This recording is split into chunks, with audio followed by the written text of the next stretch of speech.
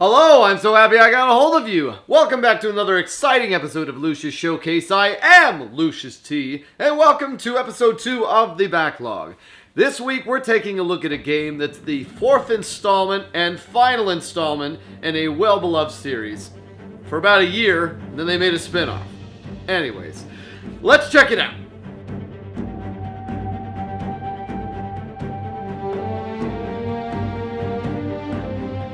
So I am perennially late to the game when it comes to the PlayStation, and that is never more evident than it was with the PS3. I mean, part of the fact that it was $700 when it came out, part of the fact that I just enjoyed the Xbox 360 controller more, and the online server. Anyways, I didn't get a PS3 for years. Now, I did learn of a little series called Uncharted. Now, I'm not sure when it first came to my attention. May have been when I saw the review score for Uncharted 2 in Game Informer and got a perfect 10, and that rarely happens with anything. I just knew then I had to play this game. So 2012 Christmas comes around and Jen buys me the phenomenal gift of the Uncharted 3 PS3 bundle, which I then quickly went and got the other 2 games, played all 3 of them in a span of a week, and thoroughly enjoyed myself. So it came as a bit of a surprise when Uncharted 4 was to have Nathan's brother in the game. You gotta learn to watch your back. Alright. Hey, it's good to see you, little brother. Sam? It's good to see you again, Nathan. Seeing as how we've never heard of him before, and I will say, even though they are retconning the hell out of it, the Samuel Drake explanation does fit nicely. Now, the story is broken down into 22 chapters, though some are longer than others. You will find yourself solving puzzles, climbing structures, driving off-road, and speedboating Cobra style. Oh, and don't forget murdering more people than an Arnold Schwarzenegger film. No! You go down now! No! Eat this, eat lead! No! You think you're gonna get me now? Ha! Not even close! No! Eat lead, stick around. More one-liners! Turn to the camera, take the cigar out of my mouth and say, "You've just been charted." On a side note, it is funny how the games on a whole have such a lighthearted feel even after you brutally put down 10 or 20 baddies. In some ways, this game tells the best story of the bunch, and in others, it is a victim of its own success. Missing from Uncharted 4 is a true mystery that evolves over time. The whole game you are searching for Avery's treasure, but you merely run into several different locales that send you somewhere else to find the treasure. Now, it's been a few years since I played the other games, but I feel the search had a few more money notes and aha moments than this story did. Also, there is no supernatural element in this game. Cursed pirates don't come to life and kill you, though it gets close with the awesome pirate mummy sequence. But in previous games, you had yeti creatures and monkey beasts, amongst other things that attack you. This is just a tried and true treasure hunt. The game looks amazing and feels great. You will find yourself parkouring through gorgeous set piece after gorgeous set piece. This is one of Uncharted's biggest strengths in my opinion. It keeps you constantly moving while never explicitly feeling like you're on a linear path. Especially more so than before, some climbs are given alternate routes.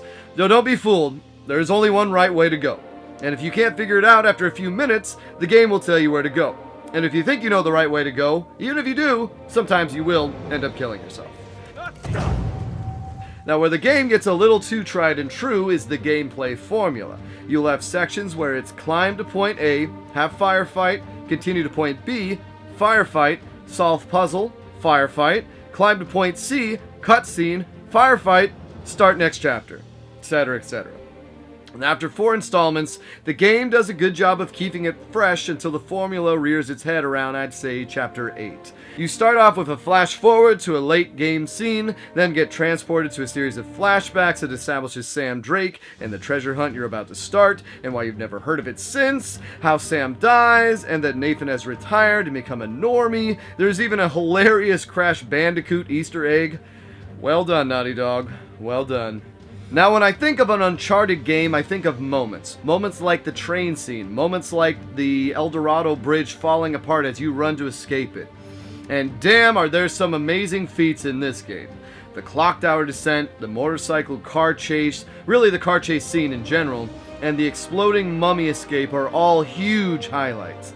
Now, Drake has a few new mechanics up his sleeve this time. Naughty Dog finally decided to give him a grappling hook so you can go full-blown Indiana Jones. You also have a slide mechanic that leads to some interesting platforming as well.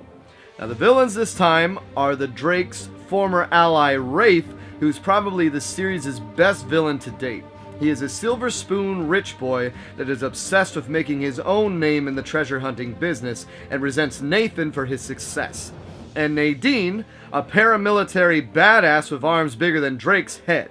Sadly, Nadine is one of my least favorite parts of the game. You are given 2 fights with her in this game. The first where you get no offense and are whooped, and the second where it's 2-on-1 and still get no offense, and you do get the better of her, but it feels weak.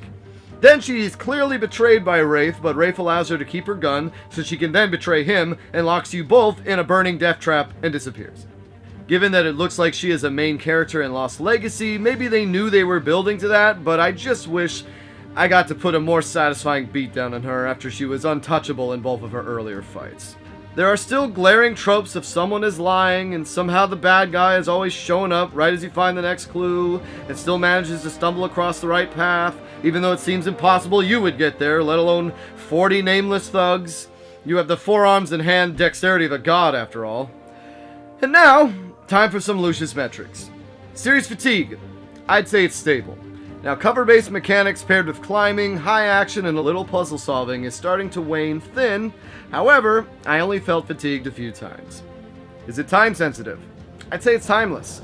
No rush playing this game now or in 4 years, much like I did with the first 3. You can play them whenever and enjoy. And yes, I am ignoring the tacked-on online multiplayer.